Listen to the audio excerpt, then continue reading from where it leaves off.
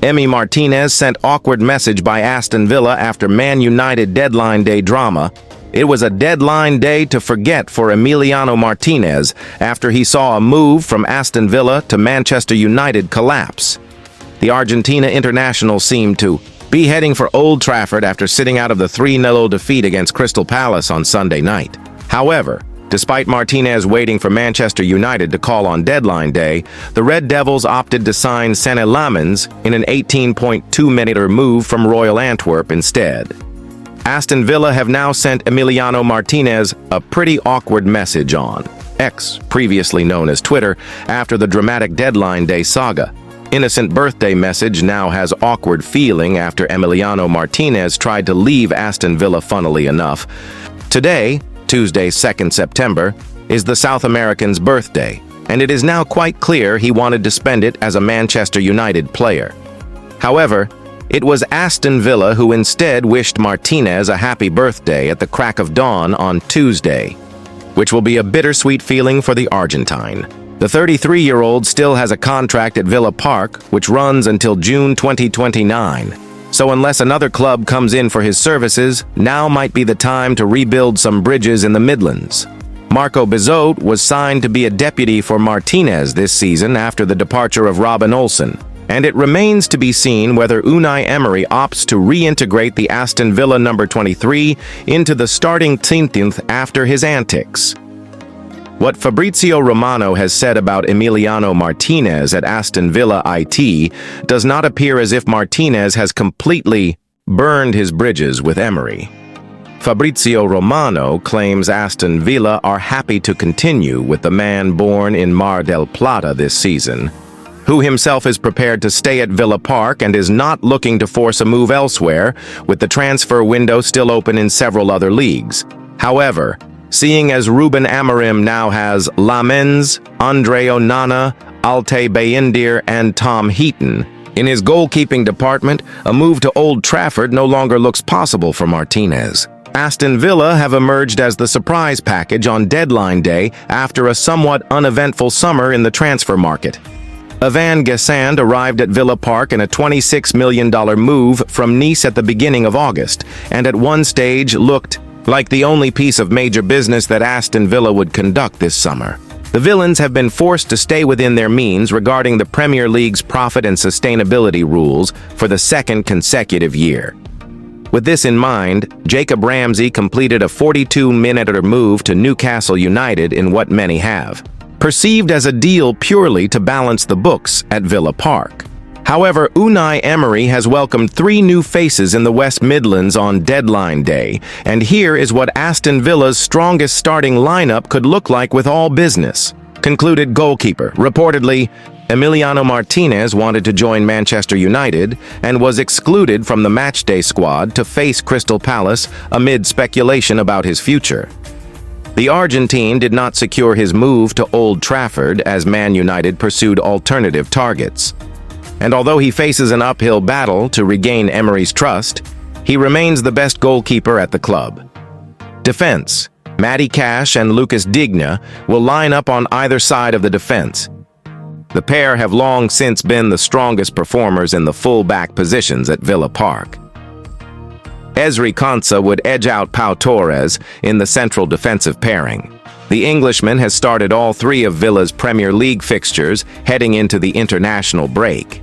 However, Villa confirmed the free agent signing of ex-Man United man Victor Lindelof.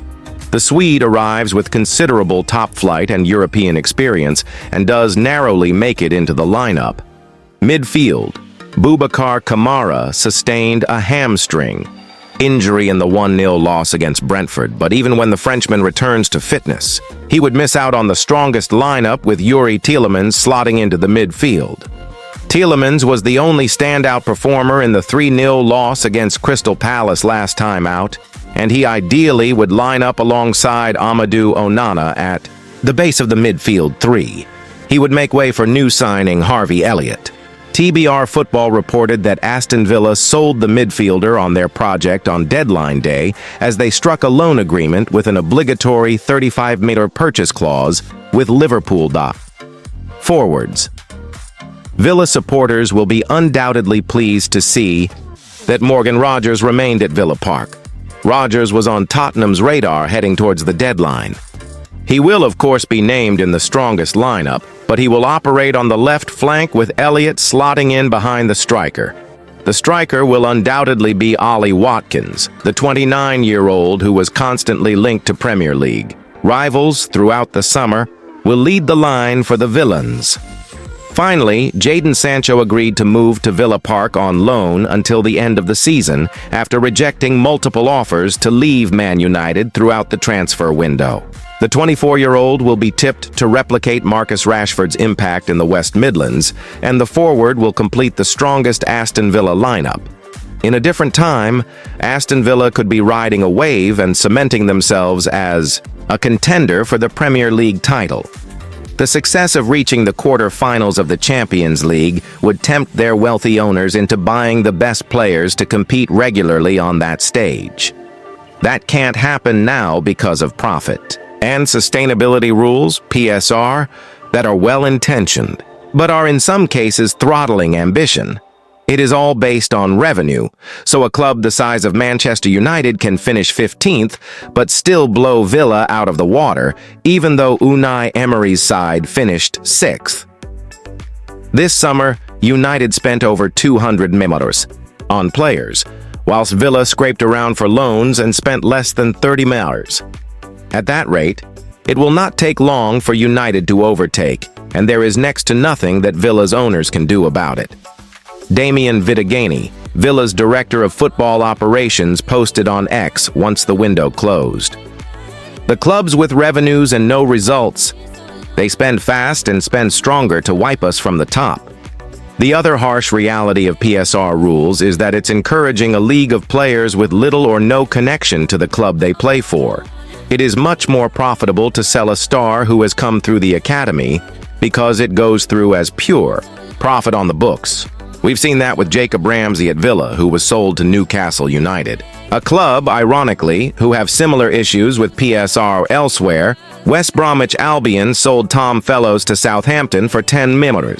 Leicester City sold Casey McAteer to Ipswich, and Stoke City sold 18-year-old Saul Sidibe to PSV Eindhoven.